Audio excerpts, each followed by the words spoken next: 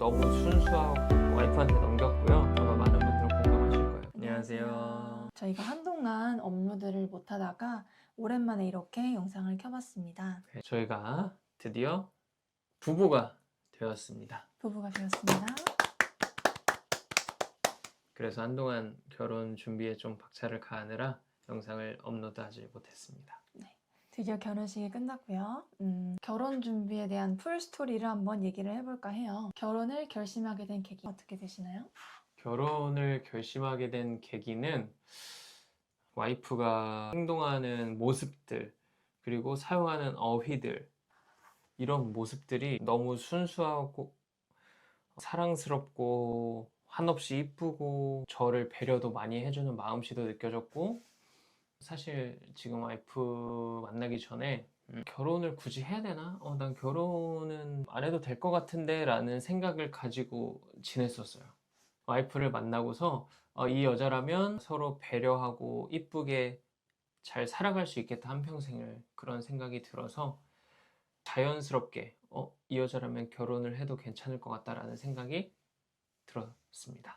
반대로 결혼을 수락하신 어떤 이유가 있을까요? 신뢰, 그리고 확신. 이 두 가지 단어로 표현을 할 수 있을 것 같은데요. 신랑이 되게 투명한 사람이에요. 거짓말을 하지 않고, 어떤 일 있으면 그걸 굳이 애둘러서 이렇게 숨기려 하거나 하지 않고, 솔직하게 모든 걸 다 얘기해주고, 솔직한 본인의 모습들을 다 보여주려고 했고, 신랑은 그런 자기의 생각과 어떤 감정을 표현하는 데 있어서도 솔직하다 해야 되나? 그런 면들을 많이 봐서 저는 결혼 생활을 하는 데 있어서 이런 신뢰가 가장 중요하다고 생각을 하거든요. 그래야지 상대방을 더 잘 이해할 수 있다고 생각을 하기 때문에 이런 부분이 되게 중요한 영향을 끼쳤습니다. 주변에 이제 여자의 입장에서 친구들 얘기를 들어보면 결혼에 대한 뭔가 확신 있는 답변을 원하는데 상대방에서 조금 망설이고 그런 모습을 보인다는 사례들을 많이 들었어요. 근데 신랑은 결혼에 대해서 되게 확고한 생각이 있었고, 결혼을 결심하고서부터 결혼식을 한 지금까지도 항상 이렇게 저한테 엄청난 확신을 주었어요.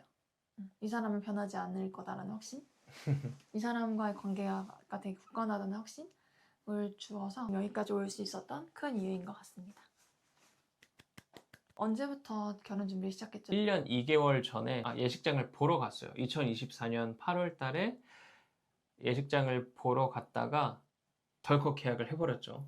그래서 사실상 그때부터 준비가 시작되지 않았나라고 생각을 합니다. 8월에 예식장 계약을 했고, 그 사이에 촬영을 한번 했었고, 스드메를 계약한 건 올해 2월 말쯤이었고, 조금 늦게 계약을 했죠.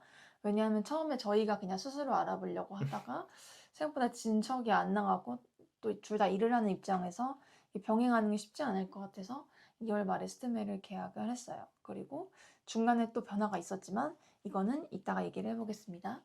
비용 분담은 어떻게 했죠? 최대한 비슷하게 이렇게 했던 것 같아요. 거의 같이 부담을 했어요. 지금은 어떻게 하고 있죠? 수중에 갖고 있던 돈을 다 와이프한테 넘겼고요. 그래서 와이프는 부부 계좌를 하나 텄어요. 그래서 부부 공용 계좌에다가 모으고 있고요. 그래서 저희 둘 다 거기서 조금씩 용돈을 타서 생활을 하고 있죠. 처음에 이제 살림을 합치기 전에는 아무래도 각자 관리하고 있던 돈이 있으니까 서로 이제 비슷하게 비용을 분담했던 것 같고, 저희가 이번 달 초부터 살림을 합치면서 이제 경제적인 것도 합쳤어요. 편하시나요? 너무 편하죠. 세상 편합니다. 근데 제가 와이프한테 맡기기로 생각을 한 계기는 사실 따로 있어요. 저는 자취를 시작하면서 큰 사치는 안 하는데 되게 자잘자잘하게 뭔가를 이렇게 많이 쓰더라고요. 가계부를 씀에도 불구하고 되게 자잘자잘한 소비들로 지출이 좀 많은 편이었어요. 반면에 제 와이프는 진짜 꼭 필요한 것만 사고, 필요한 걸 살 때도 바로 안 사고 조금 더 생각을 하고 좀 이따 사더라고요. 그래서 따로 관리를 하거나 혹은 한 사람이 관리를 해야 된다고 할 때 내가 관리하는 것보다는 와이프가 관리를 하는 게 추후에 더 많은 부를 축적하는 길이겠다 싶어서 제가 먼저 와이프한테 관리를 일임하겠다라고 얘기를 했습니다. 저희는 결혼식을 일요일 오후 시간에 했어요. 왜 일요일 오후 시간에 하게 됐냐면, 아까 중간에 변화가 있었다고 말씀을 드렸잖아요. 저희가 중간에 예식장을 한번 변경을 하게 됐어요.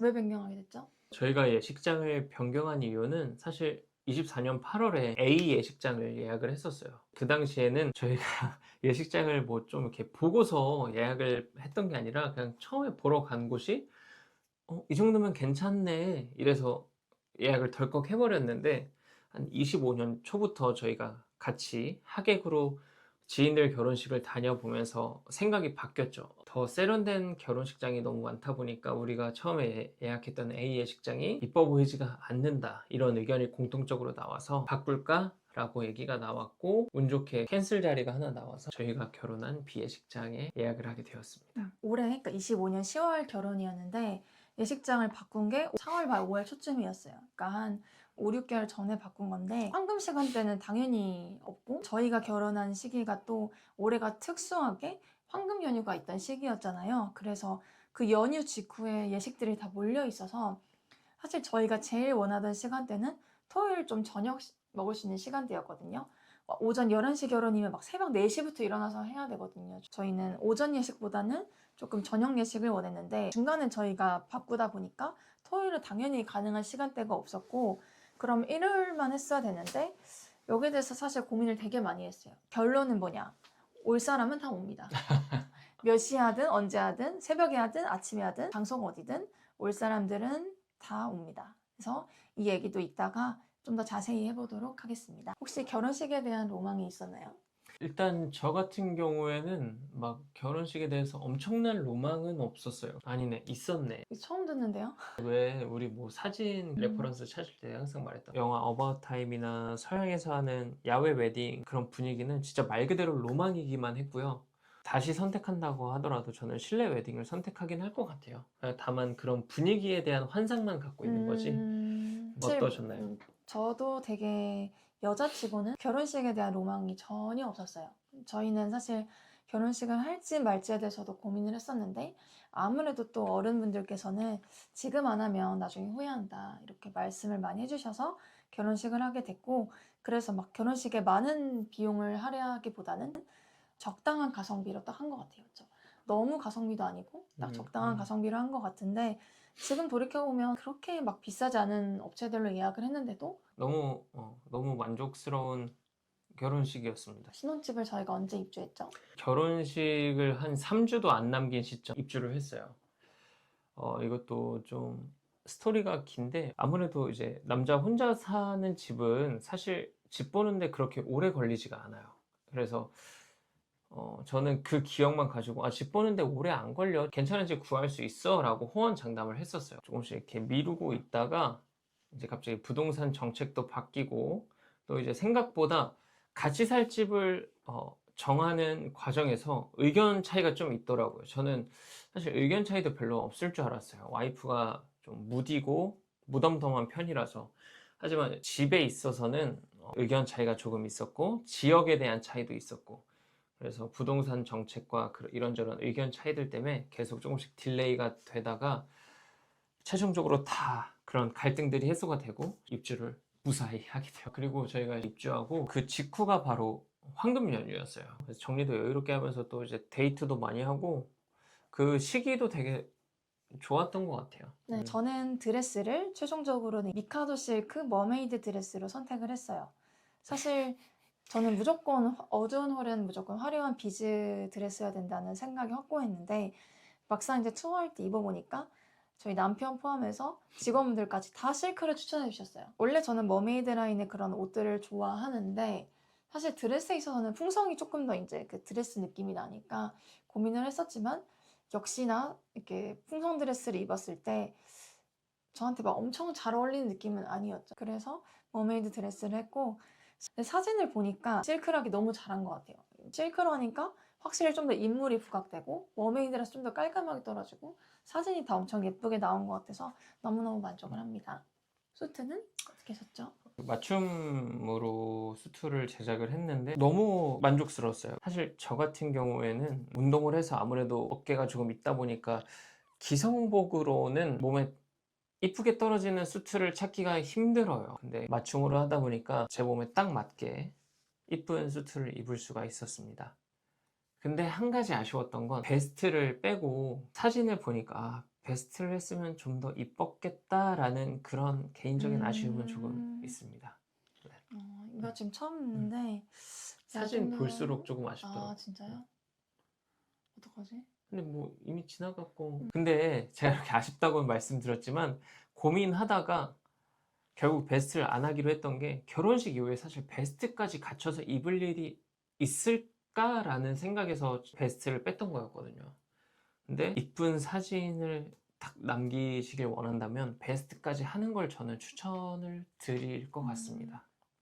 또 하나 더 말씀드리고 싶은 게 저는 맞춤을 해서 되게 만족스럽게 이제 예복을 입었지만 꼭 맞춤으로 하실 필요는 없어요. 기성복 브랜드 가도 맞춤이랑 거의 동일하게 예복을 해주는 브랜드들이 요새는 많더라고요. 꼭 맞춤 안 하셔도 충분히 예쁜 수트 구하실 수 있을 겁니다. 잘한 점이라고 생각이 드는 부분들이 있나요? 사실 축가도 뭐 진짜 전문 가수분들도 있잖아요. 그러니까 그런 분들을 섭외하거나 혹은 영상도 막 전문 업체에서 제작해서 할 수도 있겠지만 오프닝 영상도 제가 만들었기 때문에 제가 넣고 싶어하는 그런 것들을 다 넣을 수 있었고 또 축가도 신랑이 직접 저한테 불러줬기 때문에 그런 진실함이 좀 더 담겼고 그래서 아마 보시는 분들은 좀 더 그렇게 뭔가 진실성을 많이 느끼지 않으셨나 라는 생각을 했고 저희가 결혼식을 시작하기 전부터 얘기를 되게 많이 한 게 있어요.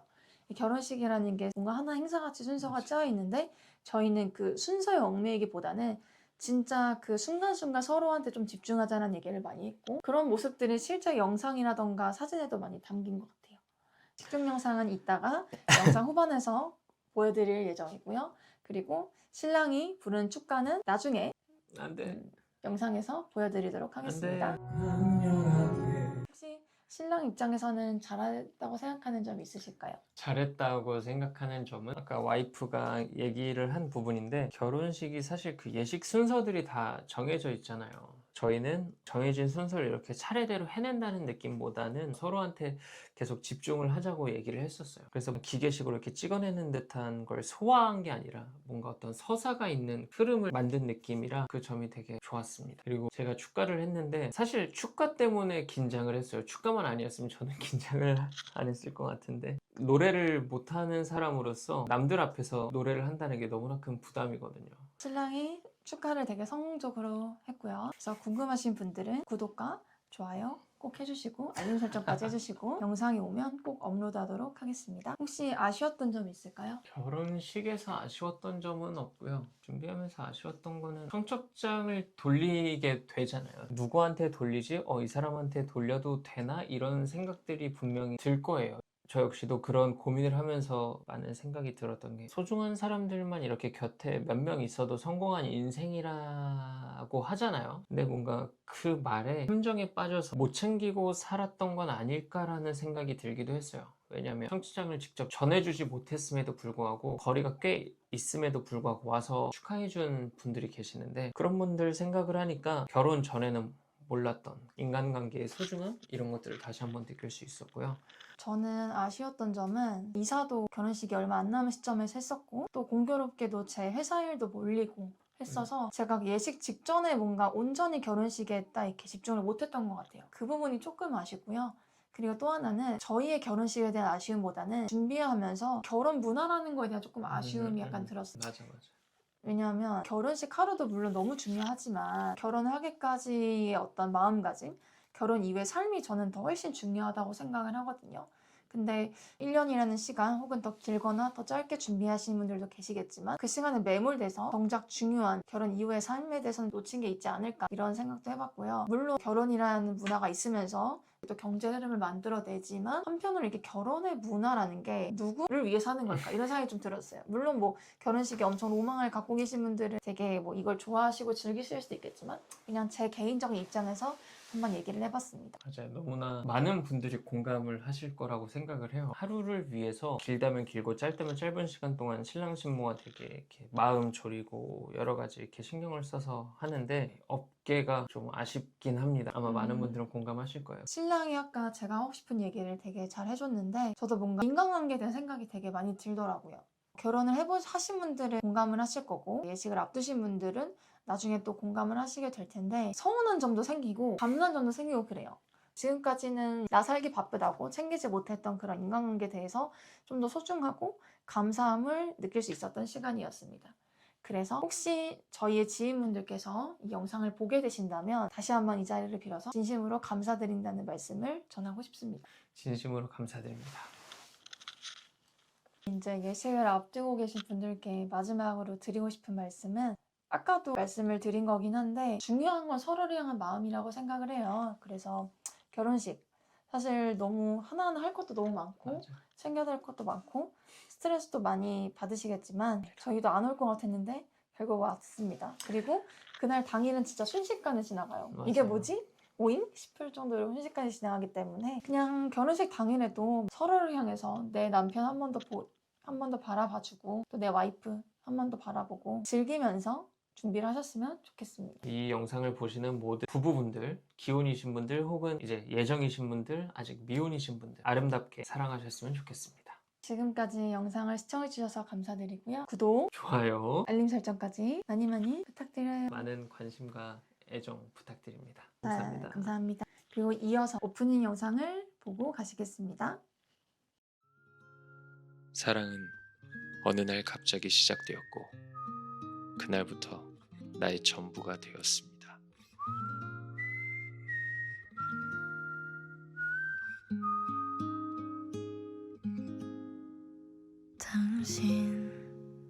당신에게 드릴 게 없어서 나의 마음을 드려요.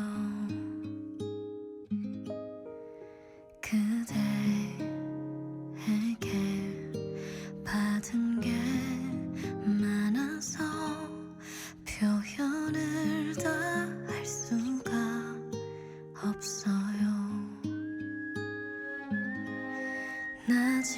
나지막한 인사에 수많은 내 마음 고이 담아 그대에게로 건네면 내 마음 조금 알까요? 어떤 이유로 만나 나와 사랑을 하고 어떤 이유로 내게와 함께 있어준 당신 부디 행복한 날도 살다 지치는 날도 모두 그대의 곁에 내가 있어줄 수 있길.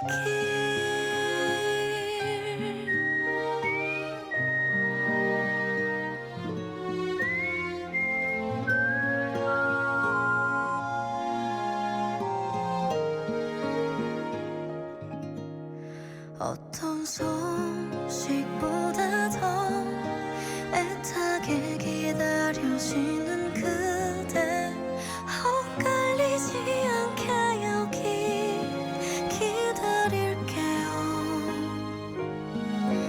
눌러져 큰 편지에 수많은 그리움 고이 담아 그대 내게로 올 테면 그 손을 쥐어줄게요. 어떤 이유로 만나 나와 사랑을 하고 어떤 이유로 내게와 함께 있어준 당신 부디 행복한 날도 살다 지치는 날도 모두 그대의 곁에 내가 있어줄 수 있길. 내번의 모든 계절들과 12달의 시간을 너와 숨이 차게 매일 사랑하며 함께할게. 오늘 이후로 남은 모든 시간을 당신과 함께하겠습니다.